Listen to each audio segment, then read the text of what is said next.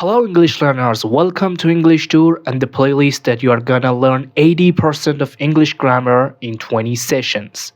Today, and in the third session, we are talking about one of the most important, famous, and maybe even mysterious parts of English: to be verbs.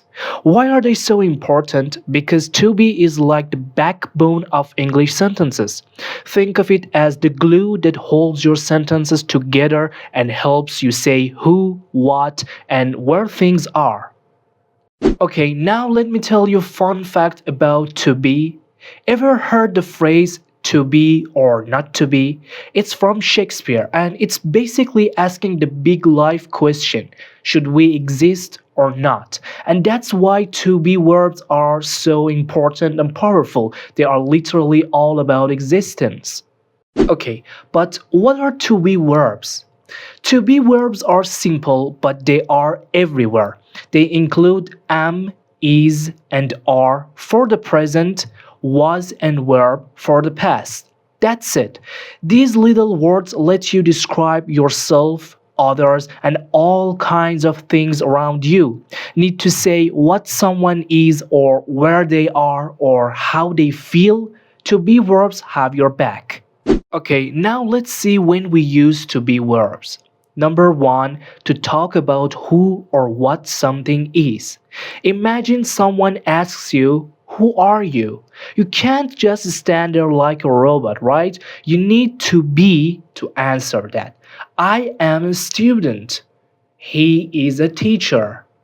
They are friends. So, to be is like your ID card in English. It tells people who or what someone or something is. Number two, to talk about feelings or conditions.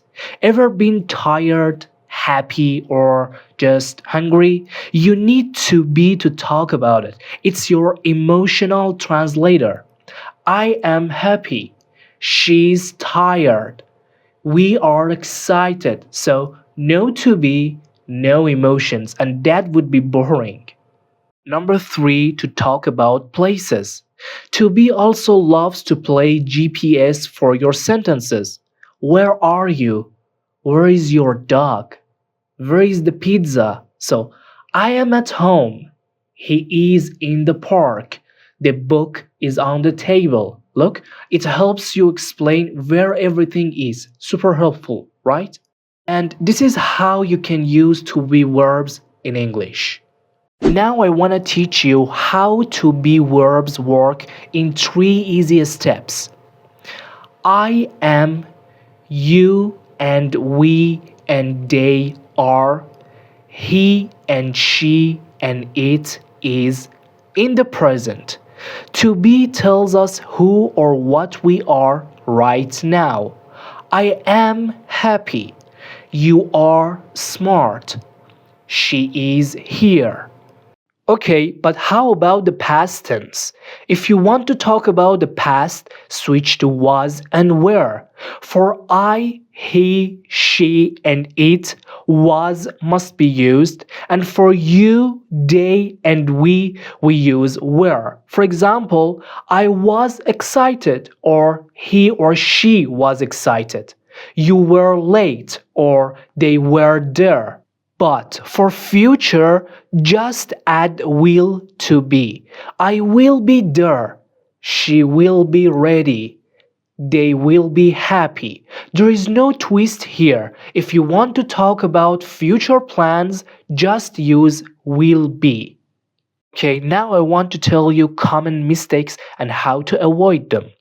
Number one, saying I be instead of I am. Remember, in the present we say I am, not I be or I is. Number two, using is with you or they. Is only for he or she or it.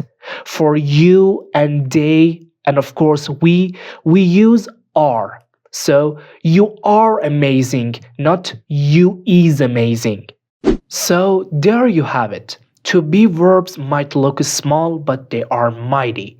They help you say who you are, where you are, and what you are feeling. They are always there for you. past, present, and future. So to be verbs for keeping our sentences going strong. Okay, that's enough for today. If you liked the video, don't forget to like and subscribe to the channel for more videos. Until future videos, goodbye.